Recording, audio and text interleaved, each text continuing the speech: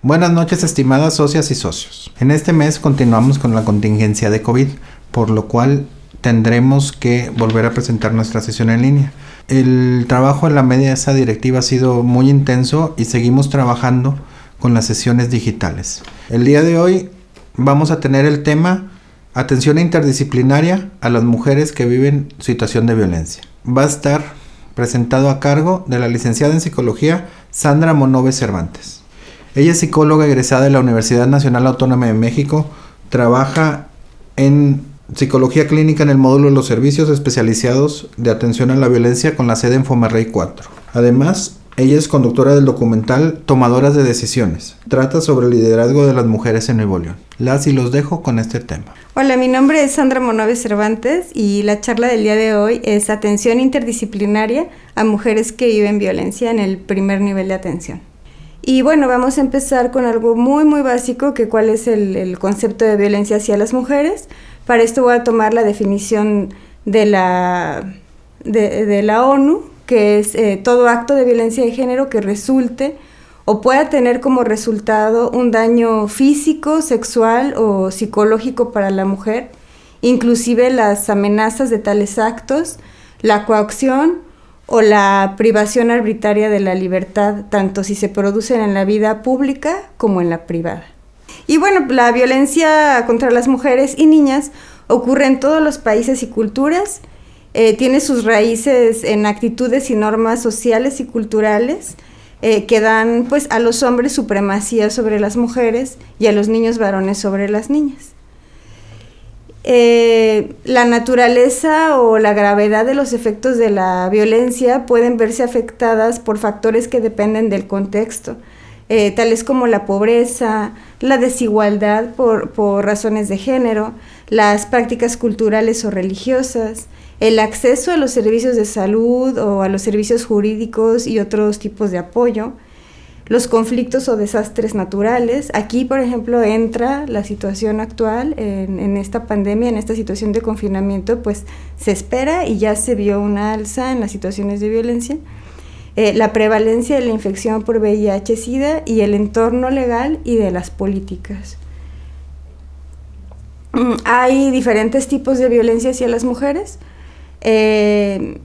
La podemos clasificar de distintas maneras, desde si es leve, moderada, severa o extrema, y también por quiénes es recibida y hacia dónde va dirigida. Por ejemplo, puede ser violencia por parte de la pareja, también se le puede llamar a esta violencia doméstica, intrafamiliar o maltrato conyugal, que puede ser de tipo físico, sexual o emocional. Y bueno, está la violencia en las citas amorosas, que esto es algo pues muy de población muy joven, de gente que empieza a socializar por alguna red social, por alguna plataforma. Violencia sexual, aquí se incluye la violación, puede ser infligida por un desconocido, un conocido, un familiar o incluso la pareja. A veces está la creencia de que si es por parte de la pareja no es violación, pero no, sí es violación. O sea, mientras no sea una situación de consenso, es violación. También están las violaciones sistemáticas en situaciones de conflicto armado, la prostitución forzada, la trata de personas u otras formas de explotación sexual. En otros países, la mutilación genital femenina y otras prácticas tradicionales que son nocivas, el matrimonio o la cohabitación forzados, esto se incluye la herencia forzada de esposas o el secuestro de esposas, ¿no? Esta práctica también la podemos ver en nuestro país. De pronto, pues hay quienes, no sé, al estar platicando, se acuerdan, ¿no? Ay, sí, a mi bisabuelita se la robó mi bisabuelito, y ya reflexionando resulta que había una diferencia de edad de 20, 30 años, ¿no? entre esa pareja. También está el feminicidio y el infanticidio o descuido deliberado de las niñas. Esto es cuando a las niñas no se les toma igual en cuenta o se tienen en una situación de abandono, y bueno, ya sabemos que el punto más alto, la situación más extrema de este tipo de violencia es el feminicidio. Hasta hace algunos años, unos 4 o 5 años, eran 7 mujeres al día. Hasta finales del año pasado, en México son 10 mujeres por día, de las que se sabe y que se tiene registrado como un feminicidio en México. Y bueno, aquí me gustaría explicar un poco más qué es lo que es un feminicidio, porque quien dice, bueno, pero ¿por qué no es un homicidio? Bueno, para que sea considerado feminicidio tiene que cubrir al menos una de las siguientes características.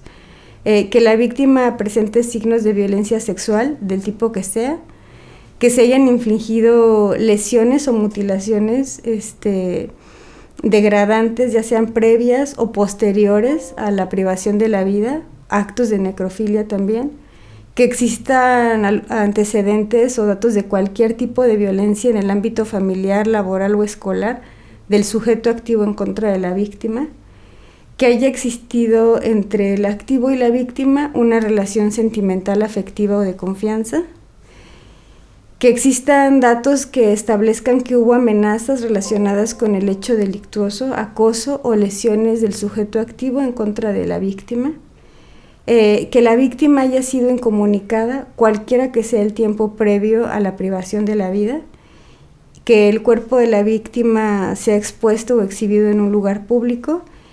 Y bueno, pues a quien cometa el delito de feminicidio se le puede imponer de 40 a 60 años de prisión y de 500 a 1000 días de multa. Aquí el punto es que lo que sabemos también es que no se tiene una eficacia en la impartición de justicia en este concepto. Y bueno, en cuanto a las consecuencias de la violencia en la salud, tenemos consecuencias de diferentes tipos, ¿no? Físicas, mentales, conductuales y sexuales también. Entonces, bueno, vamos a empezar con las físicas. Una mujer que está en una situación de violencia cotidiana, pues la podemos ver con lo más evidente, pues con alguna lesión aguda o inmediata, con moretones, con alguna escoriación, con alguna laceración, heridas por algún objeto punzocortante, quemaduras, mordeduras o fracturas, ¿no? También los dientes, ¿no? Que tenga la pérdida de algún diente o algo así. Hay lesiones que son más graves, que pueden conducir a una discapacidad, por ejemplo, alguna lesión en la cabeza, en los ojos, el oído, el tórax o el abdomen. Afecciones del aparato digestivo, que estos son problemas de salud a largo plazo, mala salud, incluidos síndromes de dolor crónico. Este es un dato muy interesante, porque bueno, a consulta son mujeres que van así, con gastritis, con problemas digestivos, refieren frecuente dolor de cabeza, y bueno, pues ya el último, la muerte, ¿no? En cuanto a las consecuencias sexuales, están los embarazos no planeados o no deseados. Eso también tiene que ver con que a veces hay una prohibición por parte de la pareja para que tenga acceso a los servicios de salud sexuales y reproductivos, o que no haya una negociación o corresponsabilidad en los métodos de planificación familiar. Abortos o abortos inseguros también, infecciones de transmisión sexual, incluida la infección por VIH, complicaciones del embarazo o aborto espontáneo. Esto también tiene que ver con la falta de autonomía en la que pueden estar estas mujeres y que no puedan atenderse. Hemorragias o infecciones vaginales, infección pélvica crónica, infecciones de las vías urinarias, fístulas, esto es de desgarros entre la vagina, en la vejiga, en el recto, o ambos tipos de desgarro, relaciones sexuales dolorosas o disfunciones sexuales. En cuanto a las consecuencias mentales, podemos tener, el más común es la depresión, trastornos del sueño y de los hábitos alimentarios, estrés y trastornos de ansiedad, por ejemplo, el trastorno de estrés postraumático, la autoagresión e intentos de suicidio y baja autoestima. Y las conductuales, tenemos que puede haber un uso nocivo del alcohol u otras sustancias, múltiples compañeros sexuales, sobre todo en una edad muy temprana, elección de parejas abusivas en etapas posteriores de la vida y tasas bajas de uso de anticonceptivos y de condones. Y bueno, ¿cómo funciona la violencia? ¿Cómo es que funciona? ¿Cómo es que sucede? Funciona por ciclos. Es un ciclo en el que hay 3 fases que son las que identificamos más fácilmente. La primera, pues, es cuando hay tensión, simplemente se va acumulando la tensión, hay discusiones muy leves hasta que se van haciendo más fuertes, hasta que hay una explosión o una situación de agresión. Después de eso, puede venir un momento de arrepentimiento, de culpa, y eso nos da pie a la siguiente fase, que es de calma o de reconciliación. La luna de miel se le llama, ¿no? En esta fase, la víctima puede justificar, no, pues es que sí estaba bien enojado, no, pues es que yo también la regué porque pues yo sabía que estaba muy cansado y pues le dije de los gastos y lo estresé más, ¿no?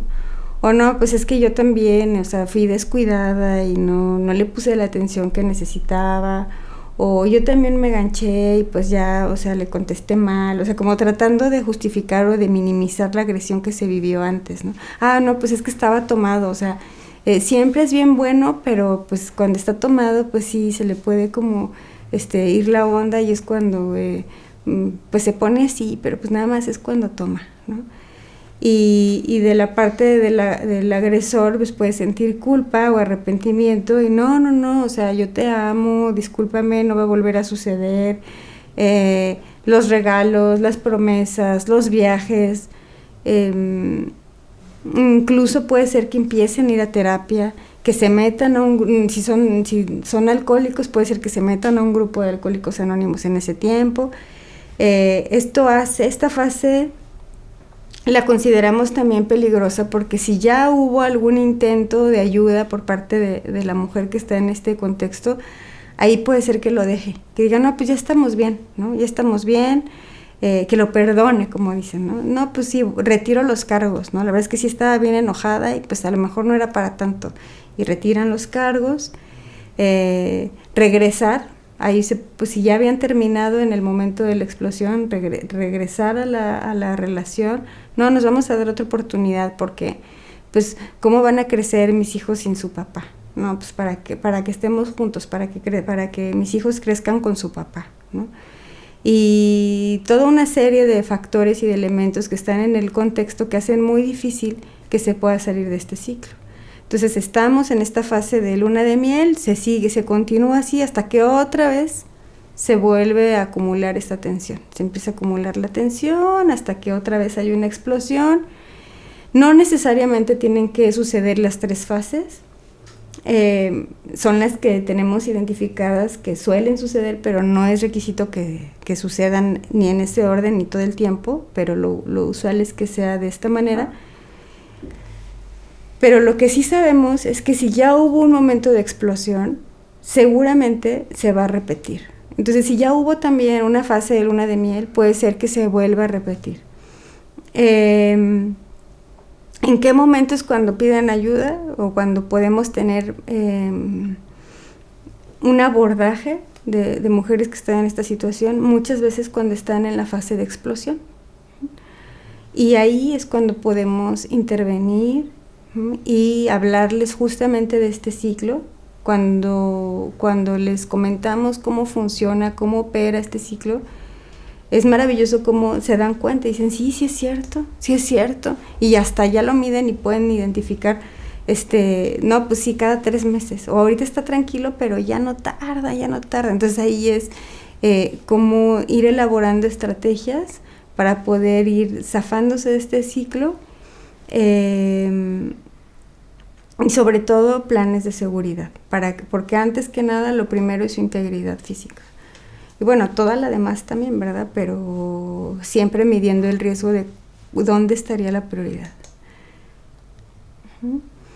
Aquí hay algunas estadísticas, en números en general en México, bueno, en México no, en el mundo en general, y por ejemplo 30% de las mujeres ha vivido violencia por parte de alguna pareja masculina, ¿no? 1 de cada 3 mujeres en el mundo han sufrido violencia física o sexual. 38% de los asesinatos de mujeres a nivel global son cometidos por el novio o el esposo. Y bueno, pues entre los factores de riesgo, porque pues hay factores psicosociales que hacen a las mujeres más vulnerables, está la baja escolaridad, una violencia intrafamiliar ya en su familia de origen, la normalización de la violencia y la desigualdad de género. Esto es algo muy interesante porque no es lo mismo un contexto que otro. En un contexto en el que la violencia está normalizada va a ser mucho más sencillo que se cometa el delito de feminicidio y que quede impune, va a ser mucho más sencillo que la violencia escale y que pase desapercibida o que se note hasta cuando ya esté en un nivel más severo o más extremo, ¿no? Uh-huh. Bueno, ¿cómo se puede romper el ciclo? Hay algunos, así como hablamos de factores de vulnerabilidad, hay otros que pueden ayudar a romper este ciclo. Uno que es muy importante es la autonomía económica y emocional. El otro pues son las redes de apoyo y bueno, el trabajo psicológico. La autonomía económica es muy importante, porque esto puede determinar que una mujer tome una decisión que necesite o que no la pueda tomar. Entonces, siempre hay que poner sobre la mesa y alentar que las mujeres tengan autonomía económica, independientemente de si están solteras, casadas, como sea, que puedan tener autonomía económica. Y en esto no me refiero nada más a que generen ingresos, sino a que decidan qué se hace con el dinero. Hay mujeres que, aunque son las principales proveedoras de su hogar, no pueden decidir qué se hace con el dinero por la dinámica que ya tienen. Entonces no pueden decidir qué hacer con él y eso permea otras decisiones. Peor si ellas no generan el ingreso, ¿no? Y aquí también implica que se valore el trabajo, que es un trabajo no remunerado, que se sepa que ese trabajo tiene un valor y que sin ese trabajo la familia simple y sencillamente no funciona. Cuando ellos lo empiezan a ver así, pues es más fácil que no sientan culpa por recibir dinero, que no sientan culpa por invertirlo en la forma en la que se necesite, en que no sientan culpa o que no se merecen, desde comprarse un par de zapatos hasta ir a consultar. Las redes de apoyo también son espacios muy importantes. Hay que alentar la participación de mujeres en diferentes espacios, talleres, cursos, los grupos de la iglesia, ir a jugar con las vecinas, o sea, todo lo que pueda generarles un apoyo, espacios de socialización que sean seguros para ellas. Esto nos va a permitir que sea más sencillo romper estos ciclos. Uh-huh. Y bueno, hay algunas barreras para que las mujeres tengan atención primaria en contextos de violencia. Esto es para que tengan una atención antes de que la violencia sea muy extrema. El primero de ellos es el estigma, y este estigma tiene que ver con el estigma generalizado hacia lo que es la salud mental y la atención psicológica. Se piensa que las personas que van a atención psicológica es porque tienen un problema, ¿no? Porque tienen un daño, casi un daño cerebral, o que son débiles, o que no pueden con su vida, o que son tontas, que no pueden solucionar sus problemas, que todo el mundo debería de poder solucionar sus problemas. Cuando realmente lo que está sucediendo es que nuestro país se ha invertido muy poco en lo que es la atención primaria en salud mental.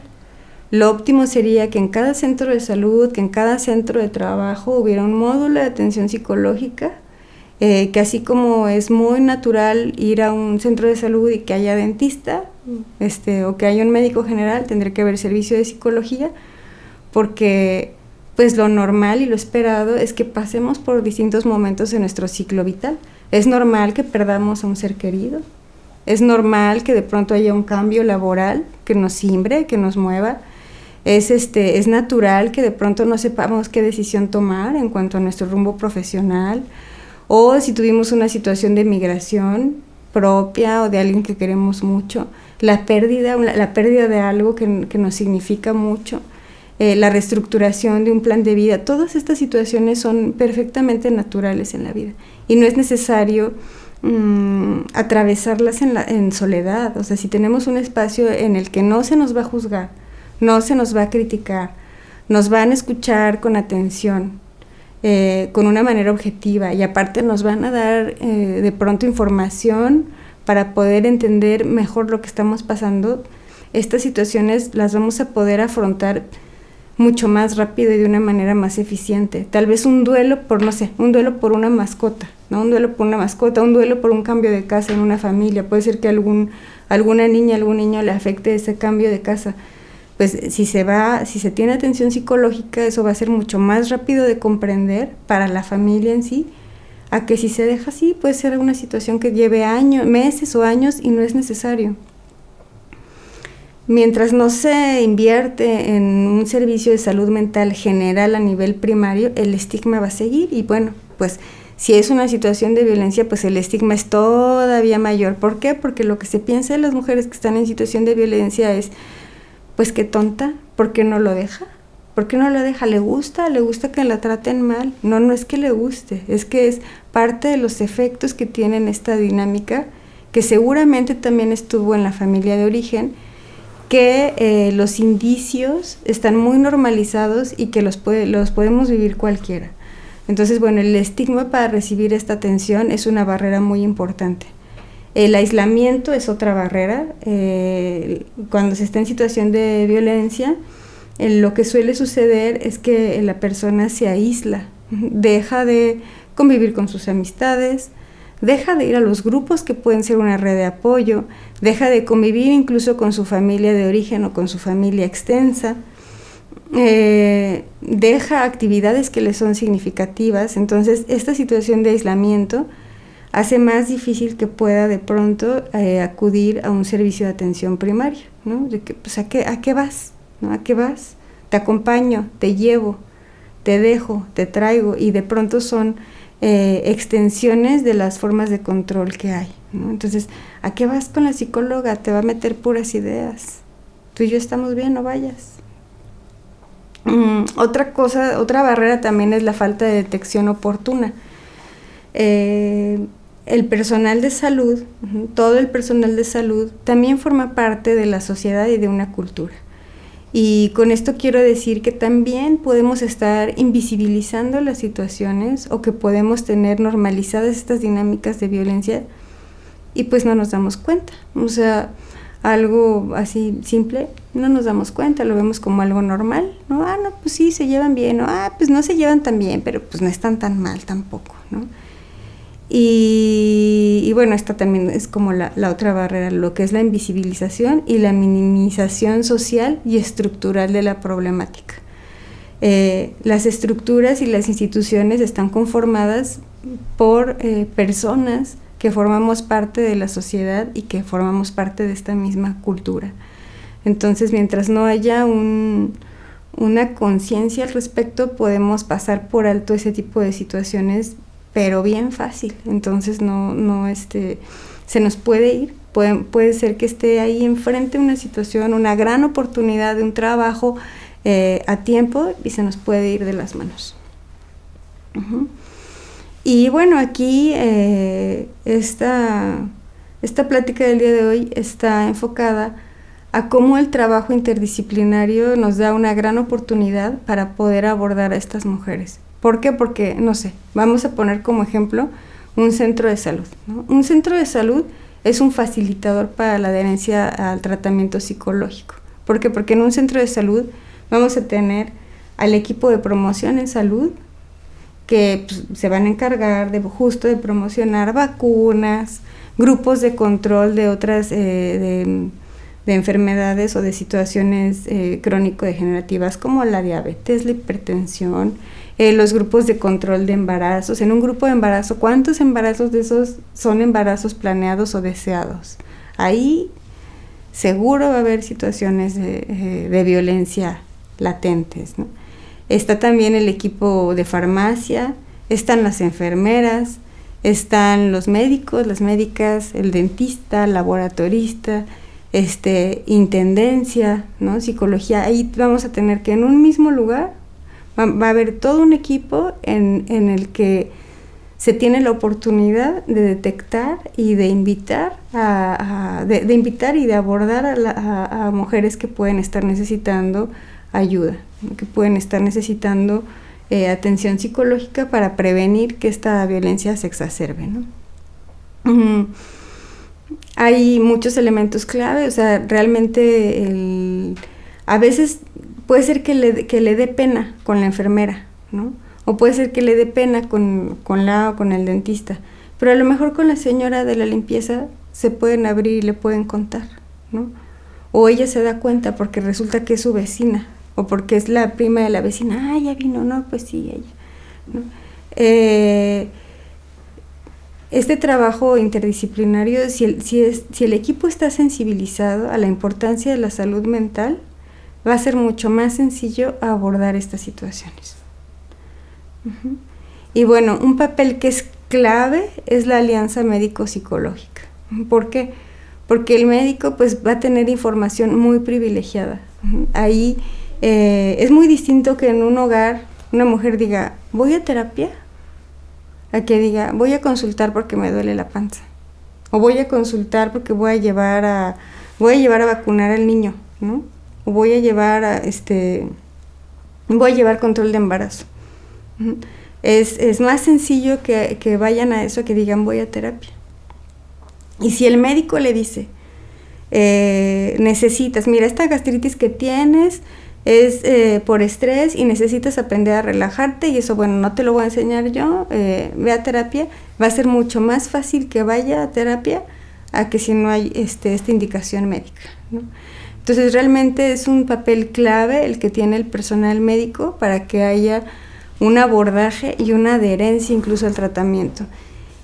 Y pues tienen su retribución, ¿verdad? Porque una paciente, no sé, que está controlando diabetes o tratando de controlar su diabetes, va a ser más fácil que se adhiera al tratamiento médico si va a terapia que si no va a terapia.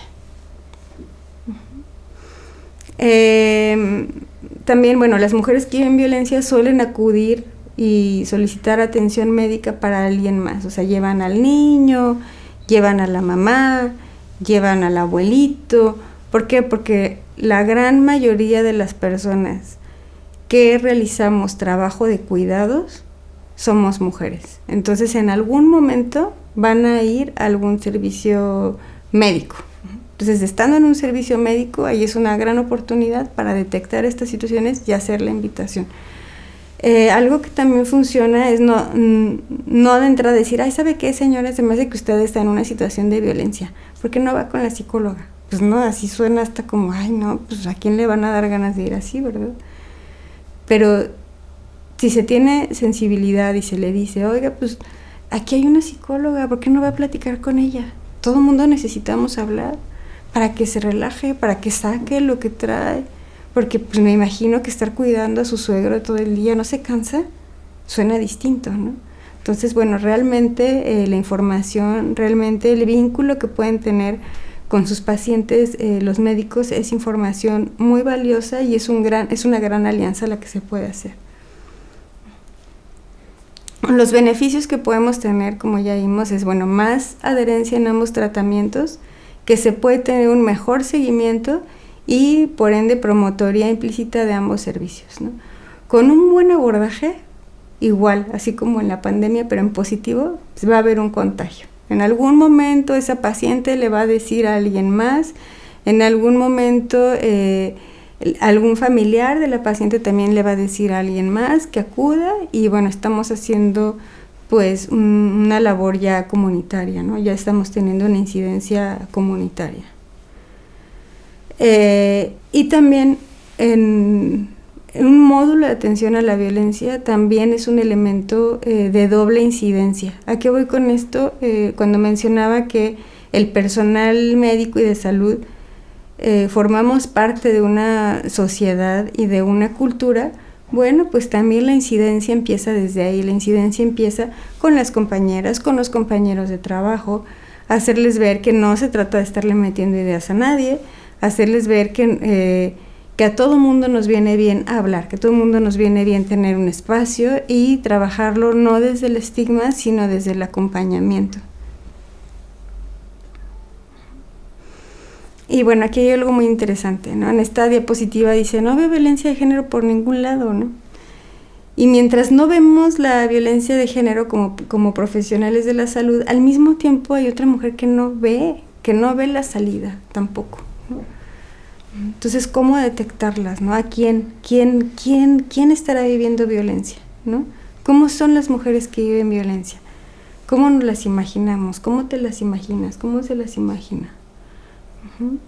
Bueno, la estadística es que en México 2 de cada 4 mujeres han o hemos vivido violencia. Aquí tenemos un grupo, ¿no? Aquí tenemos un grupo. ¿Cuántas son? 1, 2, 3, 4, 5, 6, 7, 8, 9, 10, 11, 12, 13, 14, 15, 16, ¿no?